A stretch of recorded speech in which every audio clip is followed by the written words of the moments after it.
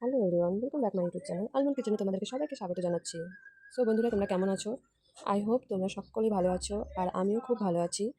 তো চলো, আজকে তোমাদের জন্য নিয়ে চলে আসলাম ফুলকপির একটা রেসিপি। তো বন্ধুরা, এখনকার শাকসবজি যা আছে সবই 12 মাসই পাওয়া যাচ্ছে, তাই সেরকম আগের মতন টেস্টটা হয় না। আর কোনো সবজি সিজনের প্রথমে যদি বের হয় তাহলে খুব ভালো লাগে, তারপরে সেটা একঘেয়েমি খেয়ে আসলে লাস্টের দিকে এসে সেটা আর ভালো লাগে না। তাই তো ফুলকপির পরিস্থিতি ঠিক সেরকমই হয়ে গেছে। তো ফুলকপি প্রথমে তোমরা যেমন করে রান্না করো সেটা খুব ভালোই লাগে, টেস্ট লাগে খেতে। কিন্তু লাস্টের দিকে একঘেয়েমি খেতে খেতে খেতে খেতে আর ভালো লাগে না। মানে এখন হয়তো ইচ্ছে করে একটু অন্যরকম করে বানাই, বা একটু টেস্টি করে, একটু মাখা মাখা করে এরকম করে বানাই, তাহলে ভালো লাগবে হয়তো। তো তার জন্য আমি এখানে একটা অনন্য রকমের আর কি রেসিপি তৈরির জন্য আজকে আমি করবো ফুলকপির দো পেঁয়াজা, মানে পেঁয়াজ দিয়ে। পুরোপুরি রান্না প্রসেসিংটাই আমরা পেঁয়াজ দিয়ে করব। তো সবার প্রথমে আমি এখানে ফুলকপিটাকে নিয়ে নিলাম, রাফলি চপ করে নিয়েছি, বড় বড় ডুমো সাইজে কেটে নিয়েছি। এবং এই ফুলকপিগুলোকে আমি একটি কড়াইয়ে অল্প জল দিয়ে, একটু লবণ দিয়ে, তারপরে জলটাকে হালকা ফুটিয়ে এর মধ্যে ফুলকপিগুলোকে বয়ল করে নেব।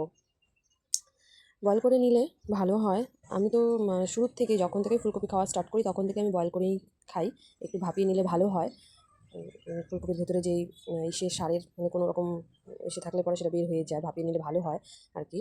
তো দেখো, এখানে আমি জল ফুটিয়ে ফুলকপিগুলোকে ভাপিয়ে নিলাম, এবং ওই জলের, ওই গরম জলের মধ্যে, ফোটানো জলে এখানে আমি ডুমো ডুমো করে দুটো বড় সাইজের আলু কেটে নিয়েছি, এবং সেগুলোকে আমি এই জলেই ওয়াশ করে নিলাম। তোমরা চাইলে ঠান্ডা জলে ওয়াশ করে নিতে পারো, বাট আমার কাছে, আমি মানে এখানে একটু গরম জল ছিল, আর তারপর দেখো এখানে আমি আলুটাকে একটু ওয়াশ করে নিলাম। মতন পেঁয়াজ নিয়ে নিয়েছি, এবং পেঁয়াজগুলোকে রাফলি চপ না বলবো না, এটাকে মানে একদম স্লাইসে কেটে নিয়েছি।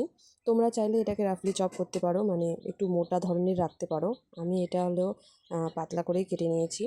তো চলো, এখানে হচ্ছে আমার পেঁয়াজ কাটা হয়ে গেল। এরপর আমরা একটু মশলা বেটে নেব।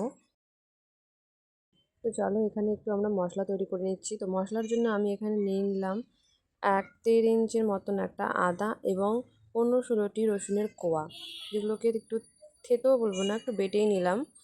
আর সাথে এখানে আমি একটু গরম মশলাও নিয়ে নিয়েছি। গরম মশলার মধ্যে আমি এখানে নিয়ে নিয়েছি গোলমরিচ, 2-4টে গোলমরিচ নিয়েছি। তারপর এখানে একটা স্টার ফুল বলে যেটাকে, সেটাকে নিয়েছি, জাবিত্রী, দালচিনি, আর 2টো এলাচ। এই সবগুলোকে একসাথে আমরা বেটে নেব। গাইস, গুঁড়ো গরম মশলার থেকে আমার মনে হয় একটু যদি গোটা গরম মশলাগুলোকে যদি বেটে নেওয়া যায়, তাহলে তার স্মেলটা খুব সুন্দর আসে। তো চলো, মশলাটা আমার রেডি হয়ে গেছে, এখন যাব আমরা রান্নার প্রসেসিংয়ে। তো এখানে আমি উনুনে কড়াই বসিয়ে দিয়েছি। কড়াইয়ে আমি এখানে একটু গরম করে তেল দিয়ে দিব। আমি একটু বলে রাখি যে যদি রান্নাটা তোমরা শুধু সর্ষের তেলে করতে চাও তা করতে পারো। আমি এখানে দুটো তেলই ইউজ করেছি, রিফাইন অয়েলটাও ইউজ করেছি, মাস্টার্ড অয়েলটাও ইউজ করেছি। তো দেখো, এখানে আমি কড়াইটা বসিয়ে দিয়েছি, কড়াইটা গরম হয়ে আসছে, এবং এখানে আমি দিয়ে দেব একটু রিফাইন অয়েল, মোটামুটি 2 চামচের মতন, কারণ এখানে আমি ফুলকপিটাকে একটু ফ্রাই করে নেব। তো দেখো, এখানে তেল দিয়ে দিলাম, এবার তেলটা গরম হয়ে আসছে প্রায়। এরপর আমি এখানে ফুলকপিগুলোকে হালকা একটু ফ্রাই করে নেব।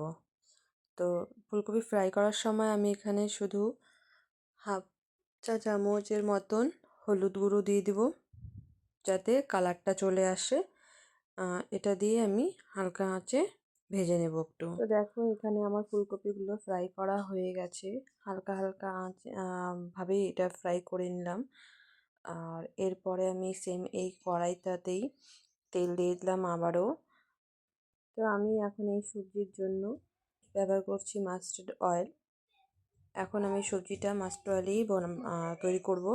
তো দেখো, তেল গরম হয়ে আসছে, এখানে আমি কিছু শুকনো মশলা, যেগুলো বলে গরম মশলা, কিছু দিয়ে দেবো। তো তার মধ্যে এখানে আমি দিয়ে দিলাম একটা শুকনো লঙ্কা, অল্প একটু জিরে, তার সাথে দালচিনি, জাবিত্রী, দুটো গোলমরিচ, এবং একটা তেজপাতা।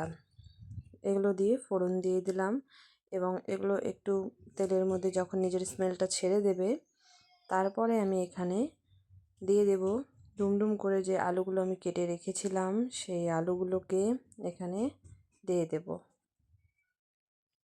এরপর আমি এই আলুগুলোকেও হালকা ফ্রাই করে নেব, যতক্ষণ না একটু আলুগুলো লাল লাল হয়ে যাচ্ছে।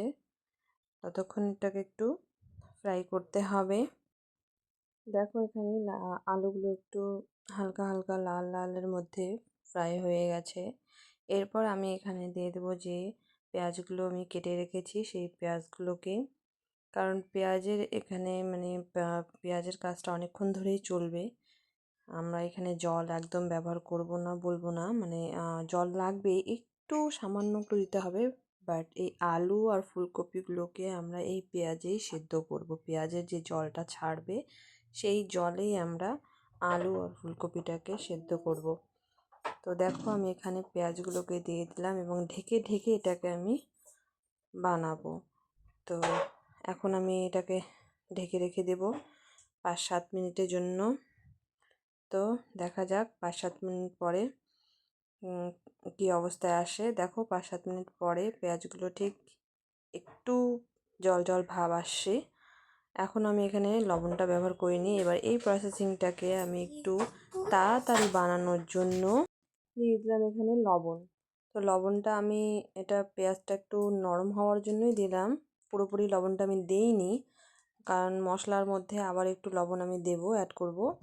তো এখন পেঁয়াজটাকে শুধু একটু নরম হওয়ার জন্য মতনই অল্প একটু লবণ এখানে দিলাম এবং লবণ দিয়ে এটাকে নড়িয়ে চাড়িয়ে কিছুক্ষণের জন্য প্রায় 5-7 মিনিটের জন্য ঢেকে রেখে দিলাম। দেখো এবার পেঁয়াজের অবস্থা দেখো অনেকটাই গলে আসছে এটা। এরপর আমরা এখানে ভেজে রাখা ফুলকপিগুলোকে দিয়ে দিলাম। ফুলকপি দিয়ে এখানে ভালো করে নড়িয়ে চড়িয়ে নিতে হবে। আর এখন আমরা এটাকে ঢাকবো না, এটা এখন এরকমই থাকবে, এরকম রেখেই আমাদেরকে ভাজতে হবে এটাকে। তো আর এখানে একটা কথা বলে রাখি, এই পুরো রান্নার প্রসেসটাই আমরা মিডিয়াম আঁচে করব। এখানে গ্যাসের আঁচটা বাড়ানো যাবে না, লো টু মিডিয়ামে রাখতে হবে, তাহলে এটা খুব সুন্দর হবে।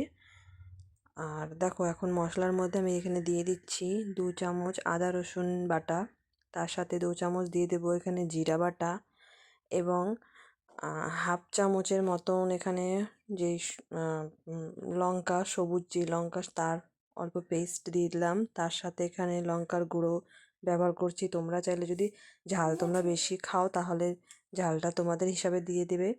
আমার এখানে আমি এটুকুই ব্যবহার করলাম। আর এখন অবধি আমি এখানে হলুদ আর লবণটা অ্যাড করিনি, মানে লবণটা আগে দিয়েছিলাম একটু পেঁয়াজটাকে গলার জন্য। এখন আমি মশলাপাতি দেওয়ার পর এরপর হলুদ আর লবণটাকে দেব।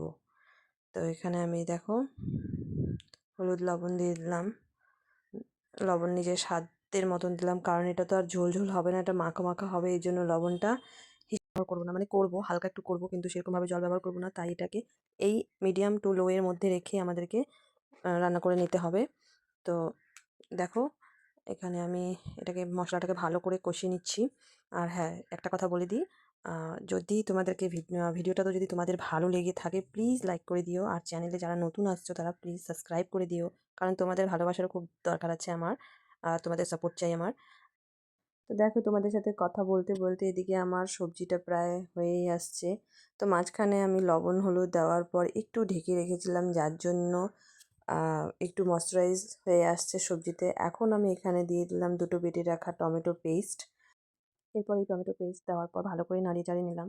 হ্যাঁ এই সবজিটা যখন তুমি রান্না করবে না তখন হয় তুমি জানবে যে তুমি ফুলকপি রান্না করছো, কিন্তু আশেপাশে মানুষ জানবে তোমার বাড়িতে মাংস রান্না হচ্ছে, এবং যখন খেতেও দেবে তখনও মানুষ তাই ভাববে যে এটা হয়তো মাংস, কিন্তু এটা তুমি ফুলকপি বানিয়েছো, এমন এটা টেস্ট আসে। প্লিজ একবার বানিয়ে দেখবে কি কেমন লাগতেছে, তারপরে আমাকে কমেন্টে জানাবে যে হ্যাঁ এটা মাংসর মতন লাগছে না ফুলকপি লাগছে, তারপরে আমাকে আর কি বলবে। তো দেখো চারপাশ দিয়ে কি সুন্দরভাবে তেল ছেড়ে দিয়েছে, এখানে আমার মশলাটা একদম পারফেক্টলি কষানো হয়ে গেছে।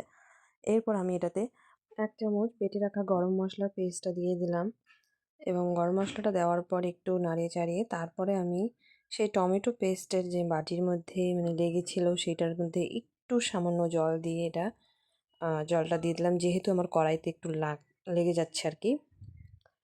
তো এখানে দেখো পারফেক্টলি এটা কষানো হয়ে গেছে। আমার একটু লবণ কম মনে হচ্ছিল, যার জন্য আমি এখানে লবণ অ্যাড করে দিলাম। এরপর আমার রান্না প্রায় কমপ্লিটের দিকে। এখন দেখো একটু আমরা ভেজে নেব, ভাজতে ভাজতে না একটু লেগে যাচ্ছে, যার জন্য একটু একটু করে জল মিশাচ্ছি। তো দেখো এখানে একটু আরও জল মিশিয়ে দিলাম, ব্যাস এর মধ্যেই আমার রান্না প্রায় কমপ্লিট। এখন আমি এটাকে একটু ঢাকবো, ঢেকে রেখে বন্ধ করে দেবো, মানে 1 মিনিটের জন্য ঢাকা রেখে বন্ধ করে দেবো। এরপর দেখো কালারটা দেখো এবং সবজিটা দেখো, লাগছে না মাংসের মতন? এরপর আমি এটাকে খালি করে নেব অন্য একটি পাত্রে এবং সার্ভ করব গরম গরম ভাতের সাথে। গাইস, এটা খুব সুন্দর লাগে, একবার ট্রাই অন্তত করে দেখো এবং কেমন লাগছে কেমন হচ্ছে প্লিজ আমাকে কমেন্ট করে জানাবে। আর তারই সাথে বলে রাখি, যদি ভিডিওটা পছন্দ হয় প্লিজ লাইক করে দিও আমার ভিডিওটাকে। আর চ্যানেলে যদি যারা নতুন এসেছো তারা প্লিজ আমার চ্যানেলটাকে সাবস্ক্রাইব করে দিও। আজকের জন্য এইটুকু। ভিডিওটা অনেক লম্বা হয়ে গেছে আমি জানি, আর বেশি সময় তোমাদের নেওয়া যাবে না, তো আজকের জন্য এইটুকু। চলে আসবো আবার একটি নতুন ভিডিওর সাথে, ততক্ষণের জন্য ওকে, বাই।